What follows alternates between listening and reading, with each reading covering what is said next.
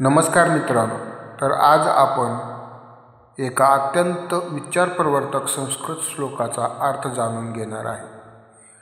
तर आचार्य चाणक्य या श्लोकामार्फत आपल्याला सांगतात की आपत्तीच्या काळासाठी धन साठवावे आणि त्या धनाचा उपयोग करून आपल्या कुटुंबाचे, पत्नीचे, मुलांचे रक्षण करावे आणि जेव्हा प्रसंग फार कठीण असेल तेव्हा धन आणि कुटुंब या दोन्हीपेक्षा स्वतःच्या प्राणाचे, आत्म्याचे रक्षण करणे सर्वात महत्त्वाचे आहे।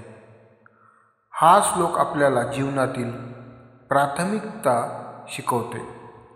आजच्या जगात आपण बहुतेक वेळा धनासाठी सर्व काही करतो, म्हणजे कधी आरोग्य गमावतो, कधी मनशांती गमावतो, परंतु शास्त्र सांगते धन हे साधन आहे, उद्दिष्ट नाही। धन गमावले तर पुन्हा मिळवता येते, पण जीवन आणि आत्मिक मूल्ये गमावली तर काही शिल्लक राहत नाही। यामधले एक आधुनिक उदाहरण मी तुम्हाला पुढे सांगणार आहे।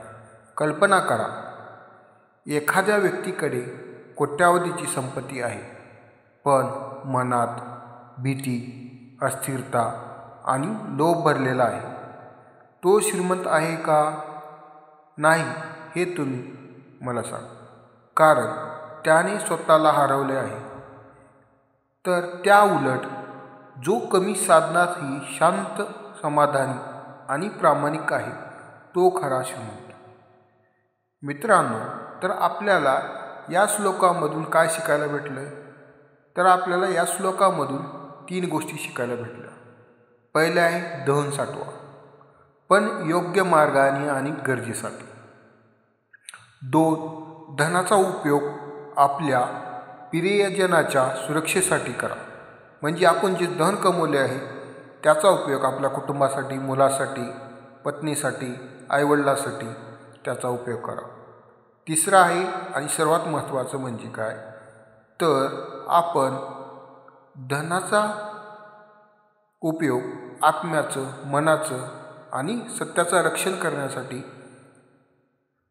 वापर करा। कारण शेवटी जेव्हा आपण या जगातून निघून जातो तेव्हा धन साथ देत नाही, ना कुटुंब साथ देत नाही, फक्त आपली कर्म आणि आत्मशुद्धी आपल्यासोबत राहतात। जर तुम्हाला हा श्लोक आणि त्याचा अर्थ आवडला असेल तर व्हिडिओला लाईक, शेअर आणि सबस्क्राईब करायला विसरू नका। पुढील भागात आणखी असेच प्राचीन श्लोक आणि त्याचे आधुनिक अर्थ घेऊन येऊ। धन्यवाद। जय श्रीकृष्ण।